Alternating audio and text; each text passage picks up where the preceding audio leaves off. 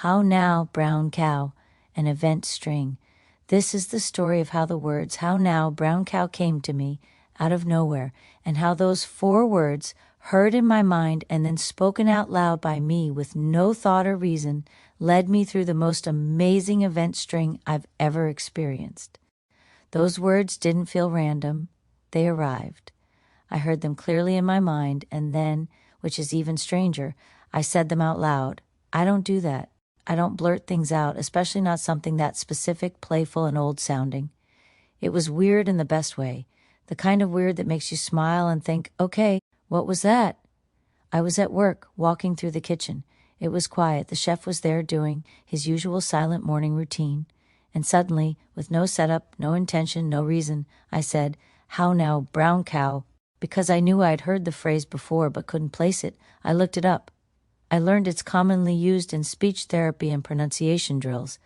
That explained where the phrase exists culturally. But it didn't explain why it came to me. It didn't show the synchronicity or meaning I could feel was there. I knew there was meaning. The moment was far too unusual and specific, so I didn't chase it. I didn't stay glued to my phone. I simply held it open and let it rest, knowing something would eventually connect. Minutes later, literally minutes, I walked out front to set up. I hadn't been at work for several days. The bartender called out to me, buzzing with excitement, and asked if I'd heard what had been going on. I hadn't. She told me about strange phone calls, and then said the most unbelievable part was a text message someone had received days earlier. She couldn't wait to tell me because it had stuck with her so strongly. The text said, "How now, brown cow." When I told her I had just said those exact words out loud in the kitchen minutes earlier, we both froze.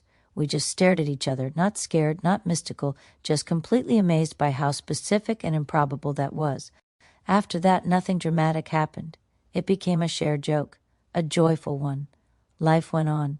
Weeks later, without searching, without trying, a question came to me naturally. What does a brown cow have to do with ancient mythology? That question led me somewhere I never expected, to ancient Egypt, and to discovering that there even existed an ancient Egyptian scribe and artist named Khemwyset, also spelled Khemhat, and next to his known name appeared another name, a nickname, Mahu. To this day, scholars don't know where the name Mahu came from. That's when the amazement deepened. I didn't go looking for this man. I didn't know he existed. And yet, through this joyful, improbable event string, I learned about a scribe and artist whose uniqueness stood out completely in his time. I don't claim what this means. I just stand in amazement at how it unfolded.